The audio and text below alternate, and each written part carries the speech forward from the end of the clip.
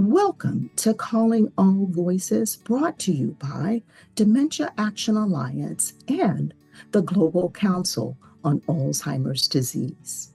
My name is Deborah Tan, and I serve as a board member for Dementia Action Alliance. In the Calling All Voices podcast series, you will hear from people living with dementia and care partners from diverse communities. They will share their stories about resilience and persistence and how it can help people to continue to live meaningful lives, even with a diagnosis of dementia. And you will also hear these participants discuss why it is important that we call all voices to share their experiences.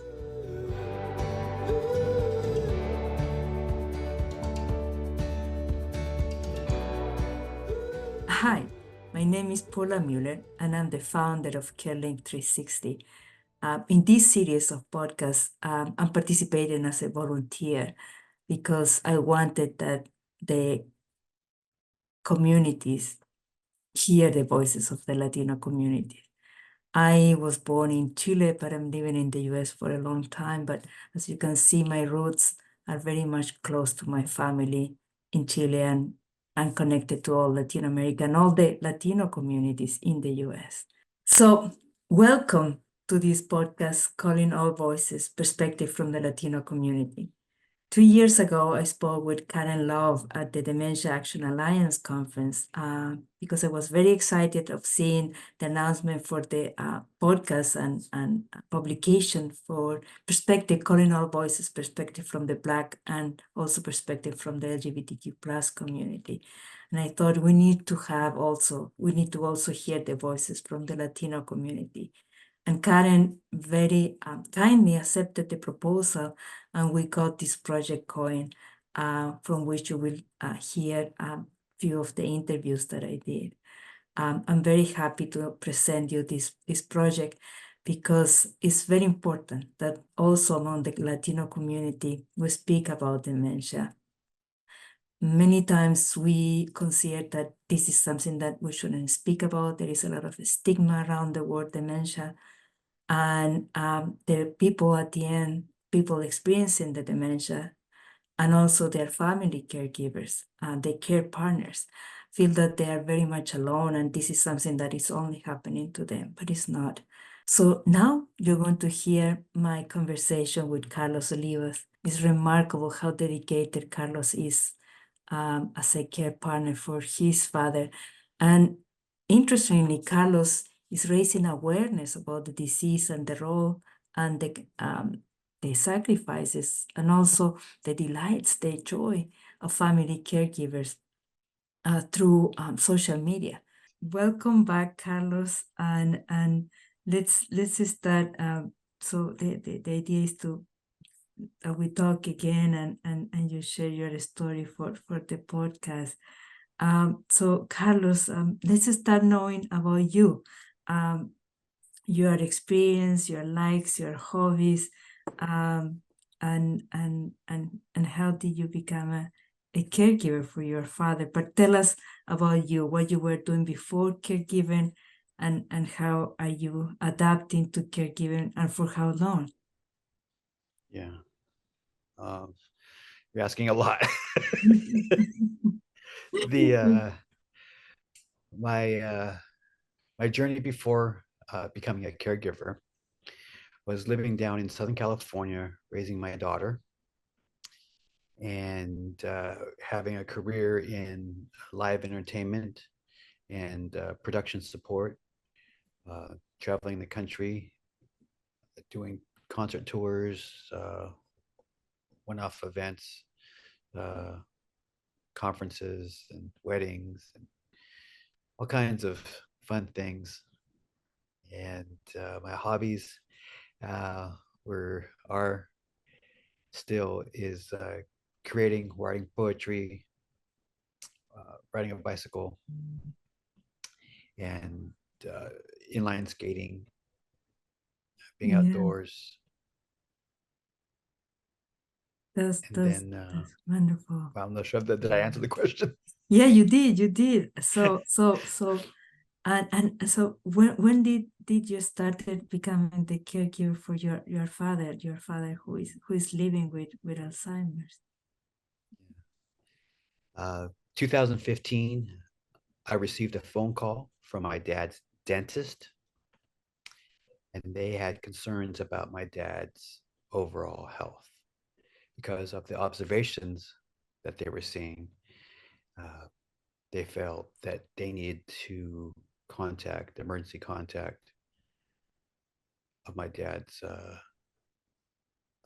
medical form, and that was That's me. that's amazing. And you were in Southern California. And where is where was your dad at that time?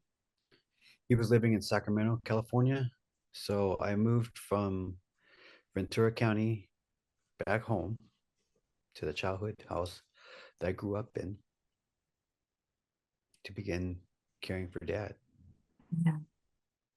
So what was the things that the dentist observed? Was he what were the things that caused him concern? The the, the dentist and staff were seeing that he was missing his appointments or getting lost, that there was a noticeable amount of body odor, and that his oral hygiene seemed to be fading away. Like there was a lack of upkeep and maintenance. Oh my And goodness. those were a little bit of signs for them to notify someone in the family that there may be more going on with my dad than we observed. Right, right.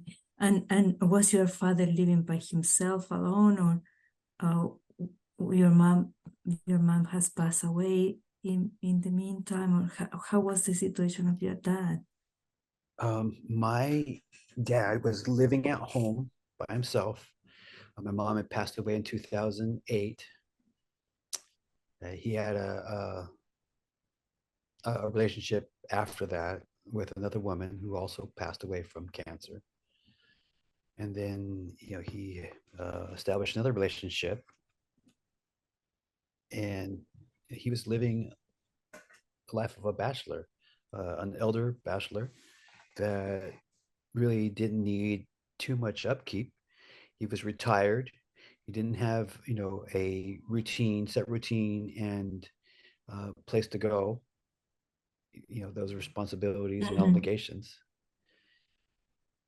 And Yeah. we as kids thought that he was just, relaxing. He's retired. There's no reason for him to keep up the way he was going, because he was going full steam. I mean, he Mhm. was, with mom, at the very end, he was the caregiver for her. Mm. Um, on top of being creative and active with the household chores and duties to maintain and upkeep his home. And then Right. also being creative in the sense where he wanted to express himself with his artistic skills and abilities. Right, right. And tell me how was, so you got the call in 2015, and you moved, you checked. So did you go to a neurologist? What was the next step after you spoke with the dentist? Which is remarkable that they pay attention to that. I really applaud them. Yeah. In Once we found out, me and my brother found out that my dad had some challenges. My brother flew into town because my dad had an appointment with his primary care physician. He went in, expressed our concerns, and the primary care physician gave him some type of a test or assessment to determine that he had mild cognitive impairment at the time, and prescribed him medication for another symptom, but explained that this medication will help slow down any memory loss or cognition. Mm-hmm. And then that was it. We didn't get any like support forms or a pamphlet of how to support and provide care for someone that's going through something like this. We were just given the diagnosis and a prescription, but no real roadmap No. to find how to support a loved one going through this life challenge. Right. And did he call it? He called it only mild cognitive impairment. And did he explain to you what that means? Or Not really. I mean, we were kind of left in the dark. What was mild cognitive impairment? What happens after mild cognitive impairment? Does it get worse? All these questions we had to fend for ourselves and research it on the internet. And and we didn't know what was it was it is it going to be Alzheimer's? Is it what is memory loss? Those things we didn't know. And for us, it was more of a misunderstanding of how to approach our loved one. right. You don't, from what I know now, is you approach it differently than what we did. Right. And how did your father evolve with that medication? What happened in the next 3 to 6 months after that diagnosis? In that process of after being diagnosed with mild cognitive impairment, we would stop. I began the process of moving back. So I would come for a week here, go back for a week, and I would, keep up with his medications, making sure that he was taking it, eating right, the food was stocked in the refrigerator, and, clean around the house, help out here and there. Right. And then I started noticing that he wouldn't take the medication. He was still in this little slump, I would call it, where he would just watch the wind go by Mm. or stare at the television all day long and wasn't able to tell me what television show he watched. Yeah. There was some deficits. There were some looming questions that I had. Yeah. And it wasn't until I really realized that we needed to find a neurologist. We needed to take steps to get a diagnosis, to understand what was next, how to proceed. There was a transition between primary care physicians of my dad, and we were assigned a new one. Mm-hmm. And I just asked, is there any way to get a referral to the memory clinic? And he said yes. And that was it. We had to wait 6 months for an appointment, but we got one. Yeah. And in 2017, Dad 3 years was later. officially diagnosed with Alzheimer's dementia. But it Now, was with true. that, we were given paperwork, and still it was a blur. I didn't know how to make of this. Does my dad need help that much? The questions were, is my dad okay? I was in a bit of a denial, but also overwhelmed with the news, this diagnosis. It was new. It was raw, and I didn't know how to make of it. No, I mean, so little support. And even in the memory clinic, they gave you so little support. And your father continued increasing with his memory loss. And did he have all the changes in behaviors, mood? I mean, he was just reclusive, it seems. He lost motivation. Yeah, Did you we observe did. other There things? was a lot of the motivation was gone for him to create, for him to be active with social engagements. His girlfriend would call me up and tell me that he would just show up on the wrong day dressed to go out, like a planned date, but he would be 2 days early. So he wasn't really, didn't have the sequencing of the dates correct. Yeah. There was gaps, and he was driving, and I would notice little scratches here and there on the car. Oh, wow. Or he would get frustrated, and he would say, "Oh, I just drove around the block because I didn't know where I was going." Because he would lose his train of thought. He knew he was going somewhere. He would go into the truck, drive off, and drive around, sometimes for hours, and Oh get my lost, goodness. and then find his way back home. I imagine it must have been very worrisome, a lot of anxiety for you as his caregiver, not Well, knowing. it was kind of exciting to hear these stories because there were tales of him going to a fiesta at one of the parks and then looking for his vehicle and then putting a key into some truck that looked like his, and he brought it home and it wasn't his truck, so he drove it back, parked it, and ended up finding his truck eventually, and then coming back home. Oh my It was God. just bizarre, and Yeah. the way he told it, it was like so surreal, but then it made sense after a while. When I hear that story, it all makes sense. And he was still challenging himself to have some ability to sequence, to socialize, and be connected to his community.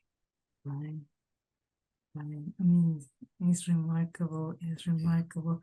How were you taking a lot? I mean, a lot of changes in your life because you moved back home. Were you able to continue with your work? I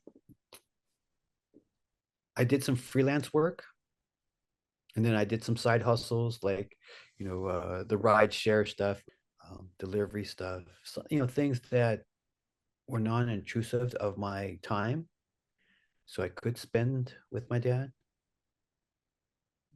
I found ways and means to generate an income, um, just so I could have some extra income to pay for things that I needed, I wanted. But I came to realize that it was much tougher than what was really happening. The reality is, my dad was losing some ground. Um, it was after the diagnosis in 2017 that we added uh, an adjustment to his medication regimen, Okay. and we were able to pretty much stabilize him, in my opinion, if I reflect back over the last 8 years. But we saw a resurgence of creativity, along with the other side effects that may be occurring with adjustments, and the continuous misunderstandings of how to approach a person living with a neurodegenerative disease. And I didn't understand myself. I didn't understand how to cope emotionally with what I am experiencing. I call it the roller coaster ride of emotional traumas, because it's an up and down event. There's many great days, and every once in a while, you'll sink down for a really, really rough day. And those rough days can be confusion, agitation, disorientation, delusions, yeah, or disconnect, disassociation from reality. And they're scary because we don't know if it's a transition to another elevation of this disease. That's so profound, Carlos. We don't talk too much about that because you're, as a caregiver of someone living with dementia, you know it's not going to get better. So you're always expecting, when are we going to see the change, the next change? And you know the next change may not be better. So I can understand that when you observe those changes, now that you are becoming more aware of how the disease is progressing, you are always in fear that whatever you have stabilized at that point is not going to be stable, and you have to change again, and you don't know to which situation you're going to change. Thank you so much for bringing that up. Please share the feeling of going through that with us. I mean, is I think we don't talk too much, and now you presenting that to me made me realize that. My papa just came back from breakfast. That's great. He's with the caregiver, and caregiver, part of the routine is walking him almost 3/4 of a mile down the road to have breakfast. Great. And that's his morning exercise, his morning socialization, get some sunshine, sees the world. Yeah. No, I mean, you have done, so I'm sorry to interrupt you. So yeah, we were talking about this a little bit of a fear of what is coming next when you see those changes. Yeah, the fear of this misunderstood disease. There's a lot of stigmas behind it, of it being a crazy person's disease.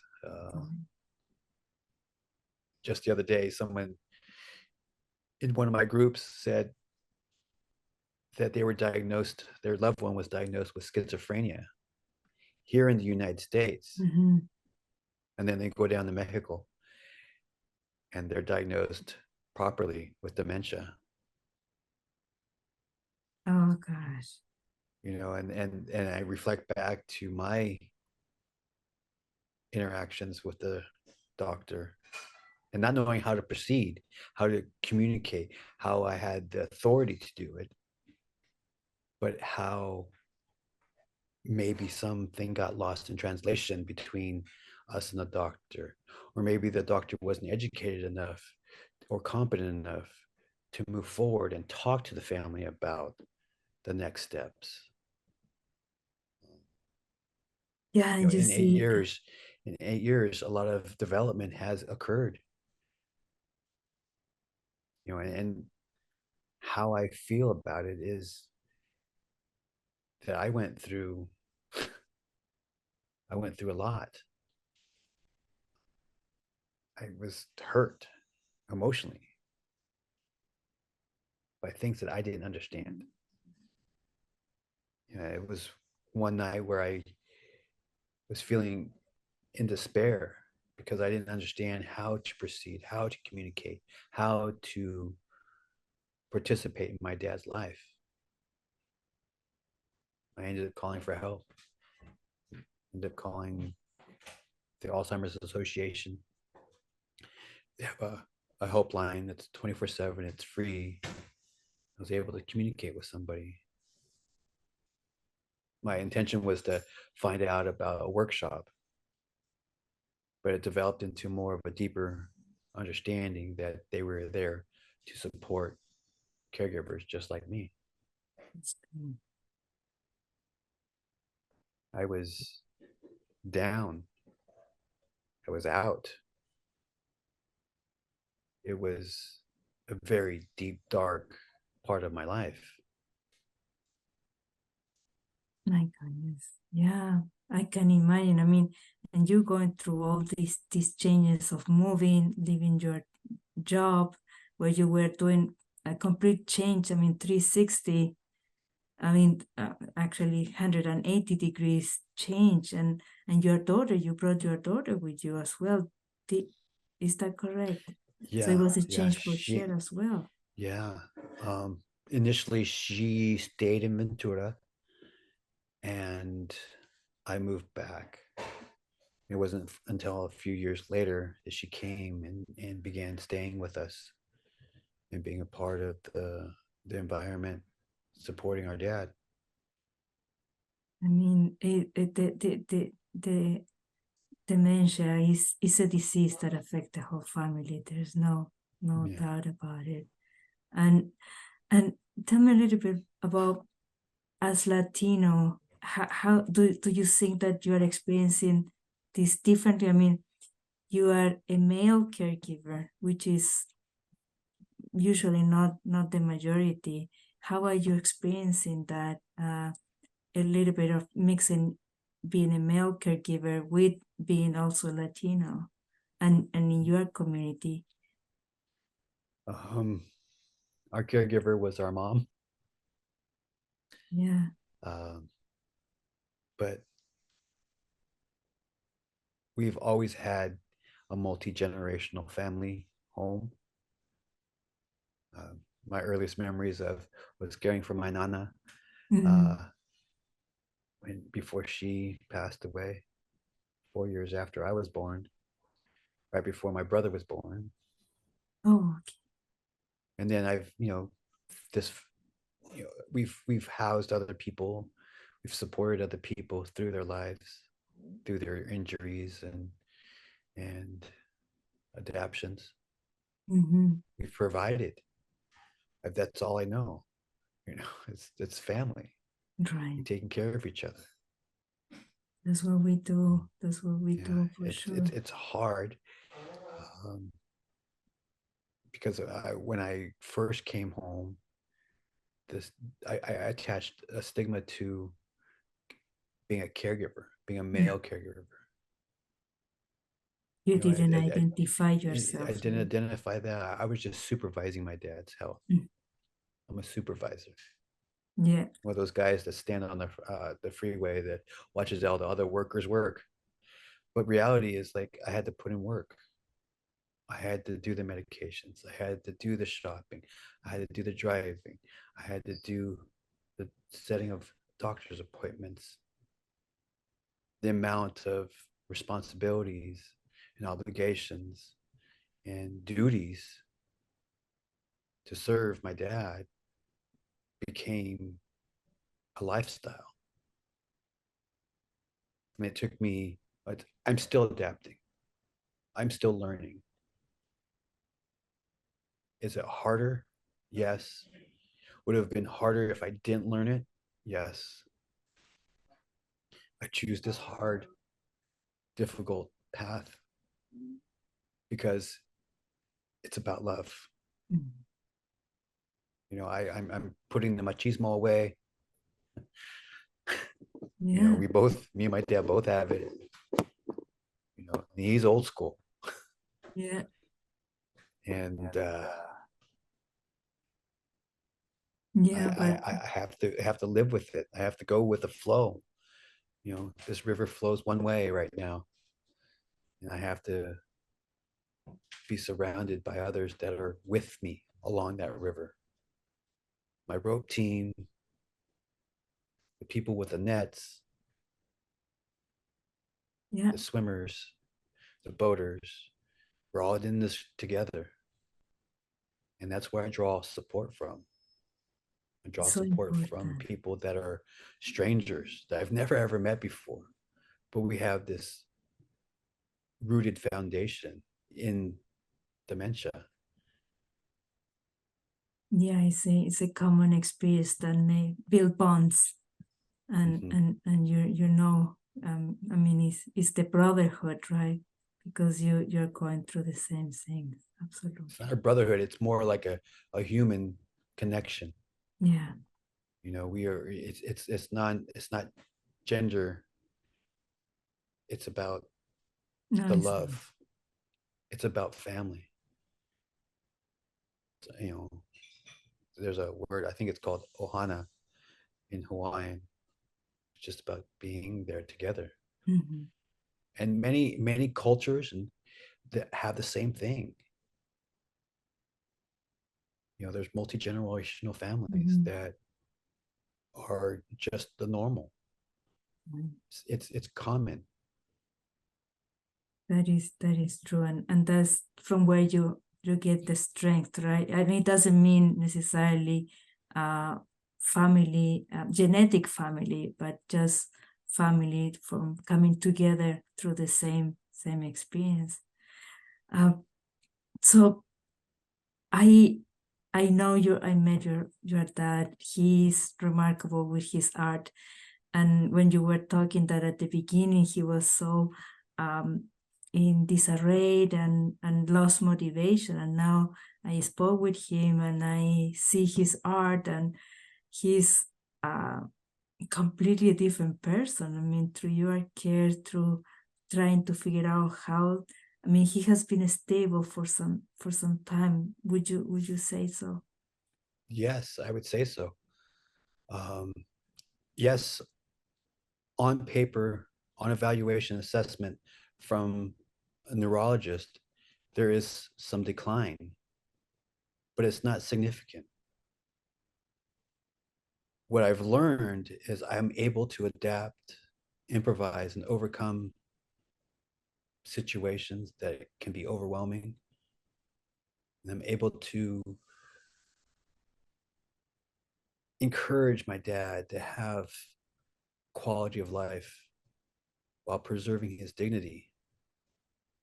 I've been understanding that if we can build structure and systems for daily routines that have positive results and impact my dad's life in a very uplifting and positive manner. I surround him with art. I surround him with music, exercise, as much sleep as he can get. Um, there's a variety of different things that it would take me a long time to list, but the reality is my dad benefits from everything that we do, and we do it routinely, day in and day out. This is It's wonderful. What you are telling us, Carlos, is really hope. When someone received that diagnosis, and like you did at the beginning, is so overwhelming. You don't know. You don't get any support from the medical professionals, and now you don't know what to expect. But now you are the testament of hope, that you can live with dementia, you can have quality of life, you can overcome the difficulties. It's not going to be easy, for sure, but you can find the path. And that's one of the purposes of this podcast, that we can share with others that there is a path to a better life living with dementia. Thank you so Yeah, much, Carlos, for sharing that with us. Your life, the life of your father, is a testament that is possible. And that yeah, those examples of hope is what we want to share with others. Um, so if you have something to share, well, you have been sharing so much, and I know it has been difficult at many levels, right? Changing your work, financial. We spoke last time that is the resources that are there are not many resources, if at all, and that's become very challenging. How to apply, when to apply, where you qualify. Um, that is also something that needs to be better addressed for the person living with dementia, and also for the care partner. absolutely. Um, when it comes down to it, it's about support. Who's And caring for the caregiver? Right. The loved one, they're on their own journey. Um, there's with a neurodegenerative disease, it's hard to understand why a challenge or a behavior is happening, but it's how we respond, the caregivers, the family members, the friends, the connections surrounding the family who are there in support and comfort and to provide a safe place for us to kind of flourish in a way. Like my dad right now, he flourishes with his artwork. His creative mind and his imagination continues to thrive in that creative space. But if I asked him what did he have for breakfast, he would just say breakfast. He cannot Yeah. convey in words how or what he did. Yeah, absolutely. But we had a discussion in Spanish, so he maintained that without any problems.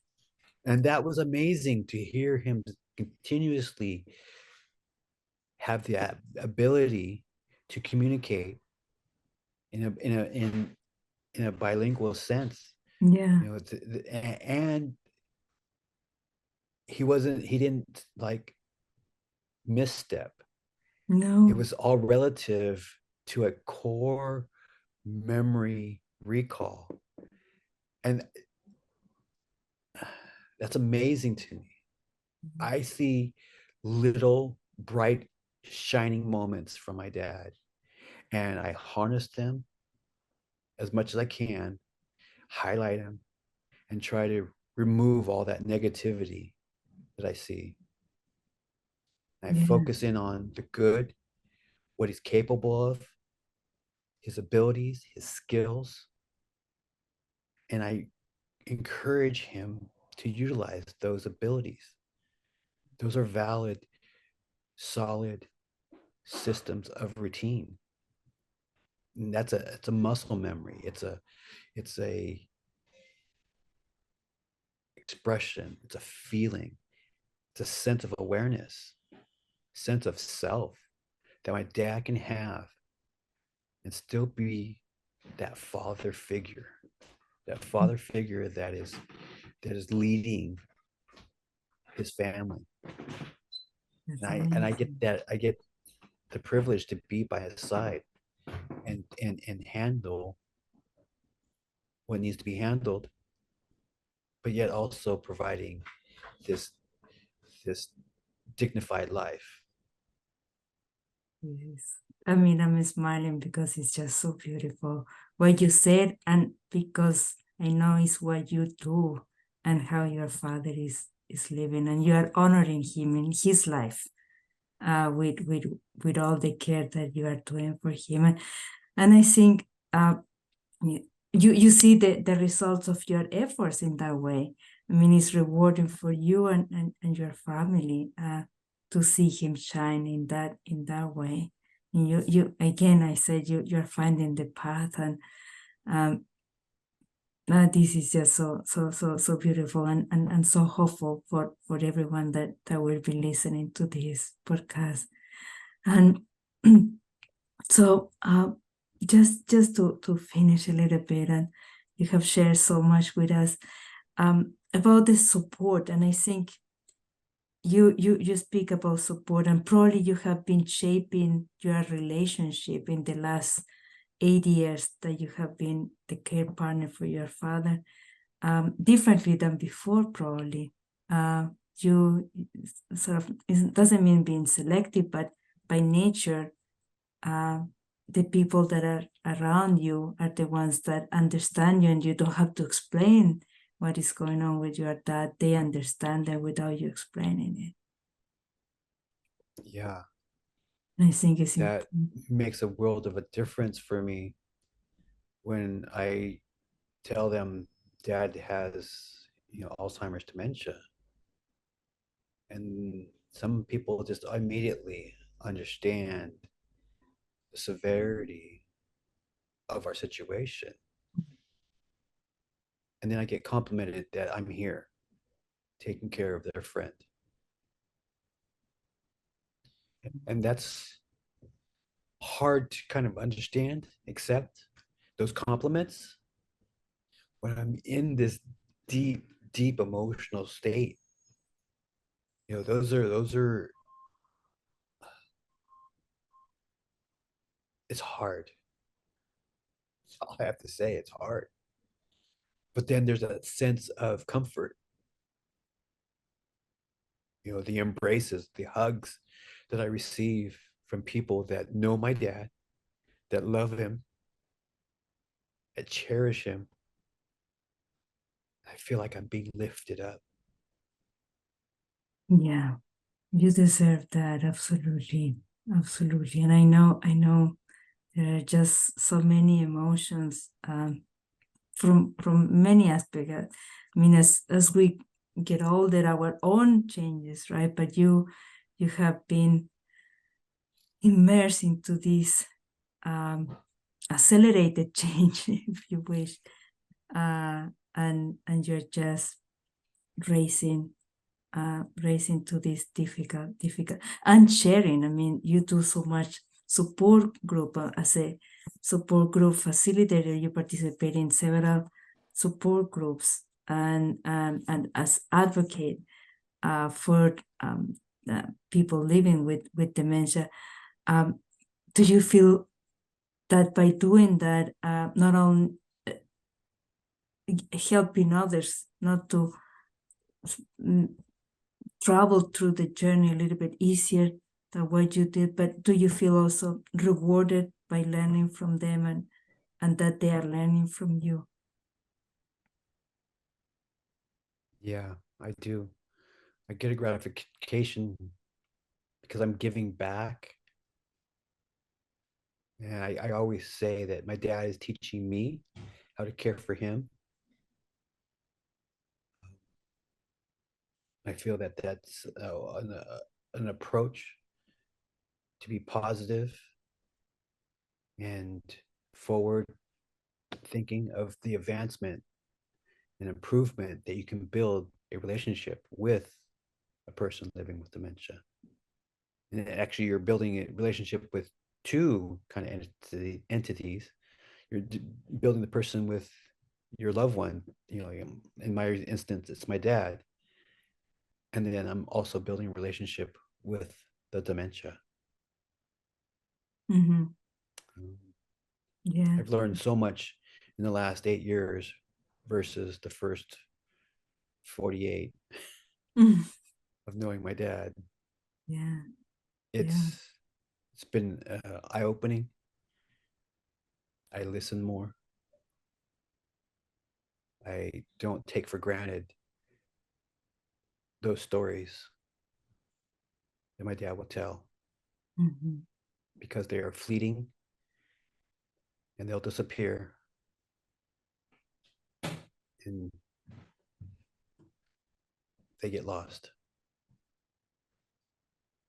Thank you, And that's Carlos. the sad parts about Yeah. dementia.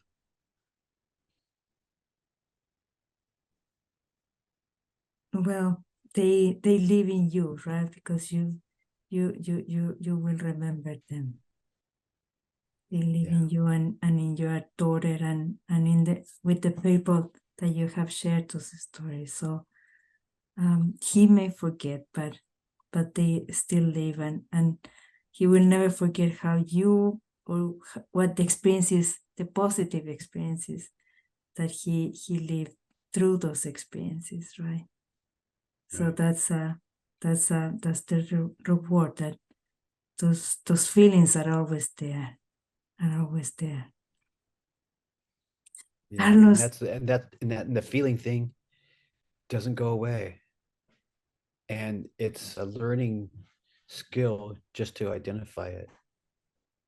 If I take my dad to San Francisco, do a bunch of fun things with him, and then come home, and he'll say, "Oh yeah, we went to San Francisco, but I don't know what I did, but I had a good time and it was fun." And that's what matters. Right. He has this positive emotional attachment to a space that brought him joy. He was comforted, he was safe, and he was calm. And that is elevating for people living with dementia. And it's a hard skill to find and to try to learn and adapt with. It's not easy. It takes a lot of patience, a lot of tears, sometimes some blood and some sweat. Mm-hmm. But you get there. Keep on putting one foot in front of the other, stepping away from the situation when you need to, finding support, and reapproaching your loved one with compassion, empathy, and a little bit more knowledge of dignity. Thank you. Thank you. Those are so precious, precious words that don't give up. Come again with more patience, compassion, and always preserve the dignity of the person in front of you. So wise words, thank you. And only through experience you were able to recognize those steps and what you needed to do. And it's not just experience, it's really love. Love is what is the motivation of keeping pursuing and finding the way. Thank you. So in the last words, would you like to share something to the persons that are initiating the journey as a caregivers or are in the middle of the journey, someone that you would like to share that to the persons that are going to be listening this podcast? I guess my initial advice would be to take a deep breath. I mean, take it in, get yourself centered out, ground yourself, take a deep breath, um, get rooted, um, and then get support. Build a circle of family members, friends, uh, community-based resources. It could be your gardener, you could be the housekeeper, be your neighbor. Bring awareness to to this situation, to this disease. Education is one way of sharing with others and empowering yourself. I've benefited from the books, the podcasts, the workshops, uh, being surrounded by other planning committees for like the Walk in Alzheimer's who've taken that journey before, who are volunteering for a great cause to find a cure one day. I would say volunteer, give back to the community, especially to the ones that need it, the less, the unfortunate, the underserved, and um, the ones that are stuck in the middle. There's a thing called the invisible middle class of America that doesn't have the proper medical coverage Mm. to ensure their life and their end of life wishes. There's gaps in our healthcare system. We need advocates. Advocate for your loved one's health. Advocate for others. Advocate for yourself. One thing I've done is I've told my primary uh, doctor that I'm a caregiver. And then I also received a referral to mental health therapists, received counseling, not for mental illness, but for mental wellness. Mental health, it doesn't equal mental illness. No, It's part of your health care. And exactly. us Latinos, we get this no mames way. It's just, we have this stigma. Mental Yeah, health is, going getting a beer with Theo and then talking it out. right, right. But we need to Professional, no. break down those stigmas and stereotypes. Yeah, We need to, for a male, I, I didn't see going to a caregiver support group. I didn't see the benefits of it. I resisted for months, for years. yeah, And now I'm in 6 support groups. I feel more comfortable surrounded by others that are going through it, that I can support them while they're going through the most difficult times in the stages of dementia. yeah, yeah. No, thank you. And you touch on so many important topics. Stigma, not realizing the importance of mental health as well-being, as regular checkup of your whole physical. I mean, it's just one unit. And advocacy for your loved one and for yourself as a care partner, all the resources that are needed in order that you can go through your journey and helping your loved one be successful, like you're helping your dad. Yeah. And I this is not to brag. I just went above and beyond because my dad has done so much for me and my brother and this family. I feel it's normal what I'm doing, and I know that others can't do it. They don't have the ability. They don't have the patience because it is hard. Mm. And when will I get to that point? How do you understand caregiver burnout? How do you understand yourself when you start spiraling out of control? How do you cope? And that's why I believe, caregiver support groups have benefited me. Also, having these lifelines that I can reach out to at any moment and get support for me.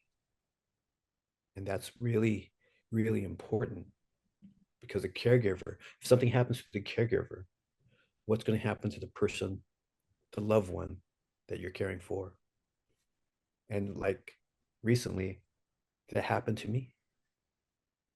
I fell at work, broke my leg, and I was gone for 3 weeks. But it was a system that was in place in case something happened like this. Did it work smoothly? No. Was there uh, some rough spots? Yes.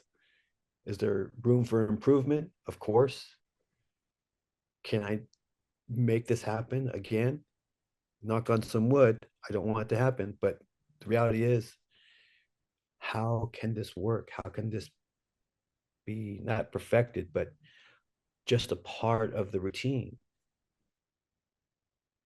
How do we build these pillars of strength and these foundations to support the person-centric care? And how do we support the people that are trying to support the other people? Yeah, Those are things that are taken for granted. I hear, I hear the, the females in our groups to say that, their brothers don't step up. They're too busy with their new girlfriend or their kids to come visit their mom. And I don't want me to put a guilt trip on anybody, but that's family dynamics. And it's cross-cultural. It's a part of what dementia does. It affects people in different ways. We need to be open-minded to that and understand how we can adapt. And how do we provide that support? Support is what really matters. It's and support is education. It's self-care, learning how to practice caring for yourself in a manner that's rejuvenating, refreshing, reframing your approach. And advocating for change, adapting to the healthcare system, talking to local lawmakers and federal congressional members to expand the awareness of this epidemic called Alzheimer's dementia. And I think we need to be ahead of it in a way, in a grassroots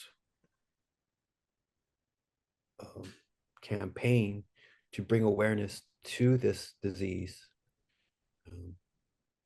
to a lot of indigenous peoples, Latino, Hispanics, multicultural peoples that are unaware of how a lifestyle can change their outlook and their what is to come. We can make a difference. We just need to lead the way. We need to build it, and they will come. Thank you, Carlos. Your words are so impactful, reframing how we approach social support and social change in order to be a more welcoming society for everyone, especially in the light that this is an epidemic that is affecting so many of us. And it's just going to be more. So we have to reframe it and change the status quo. Absolutely. And you are leading the way. Definitely. Thank you. Thank you, Carlos, so much. This has been wonderful. Thank you for your time. I know it's early in the morning in California. And thank you so very, very, very much for sharing your experience and being just by sharing your experience and what you have been doing for your dad, for your communities. Is so meaningful and so impactful, and we're so grateful that you're doing, and we're going to keep collaborating. Carlos, thank you so very much. Thank you for having me. Thank you.